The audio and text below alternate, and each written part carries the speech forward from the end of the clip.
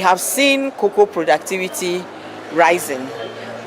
Today, the Deputy Chief Executive of Ghana Cocoa Board, responsible for agronomy and quality control, was talking about the fact that it was this program that supported Cocoa Board to adopt what we call the Cocoa Extension Public-Private Partnership. And through that, we have seen that cocoa has moved from when it was about 350,000 metric tons to nearly 900,000 metric tons now. So it's important that we don't always wait for big things and then celebrate. We even celebrate the fact that we even if the farmers have doubled their yield, we will celebrate. But now farmers have more than doubled their yield. We celebrate the fact that there's nothing that you can pinpoint and say that children are not protected, their rights are not protected or promoted. You see farmer communities themselves building, constructing schools, constructing all, putting up infrastructure, helping with library so that the children will be able to go to school.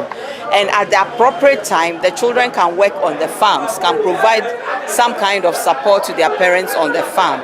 We see women stepping forward. I mean, anybody who has worked in the cocoa sector knows how it has been difficult for women to be appreciated, to be recognized as part of the delivery of the cocoa beans.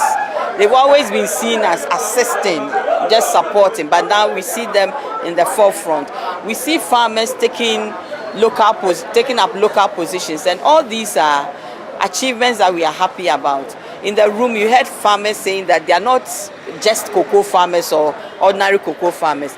They are businessmen. They call themselves productive cocoa farmers. Behind the cocoa farmer lives in the community, so you need to do proper community mobilization around all the issues that impact the cocoa farmer.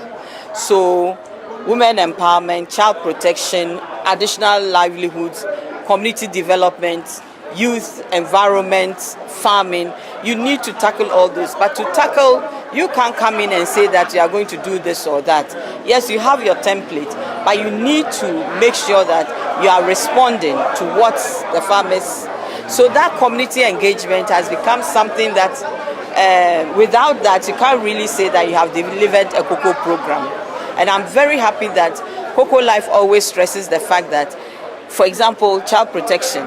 When you are talking about child labor monitoring and remediation system, you cannot say that you are looking at it only within your supply chain. You have to look at it within the community, because yes, you can address it within your supply chain by making sure that farmers don't use their children on the farms when they should be in the classroom, or making sure farmers take their children to school, children have access to health. You can remove them from the cocoa farm. But if the mindset is still that, oh, the child can support with labor and not necessarily go to school, then the child will not be on the cocoa farm. The child will be found in the stone quarry, or the child will be found by the river, helping with fishing. So you need to address child protection issues within the community. And that is our approach. When we are talking about farming, yes, there are farmers who have registered, who come for training, who belong to the farmer unions, the cooperative unions. But there are more farmers. And you can't say that the disease knows that this is Cocoa Life farmer, this is a non-Cocoa Life farmer. So what we do is we provide training to everybody in the community, whether you are registered with Cocoa Life or not. So we are seeing differences, and we are seeing the how should I put it, the agency in the farmers themselves to adopt new practices, to more or less embrace new technologies.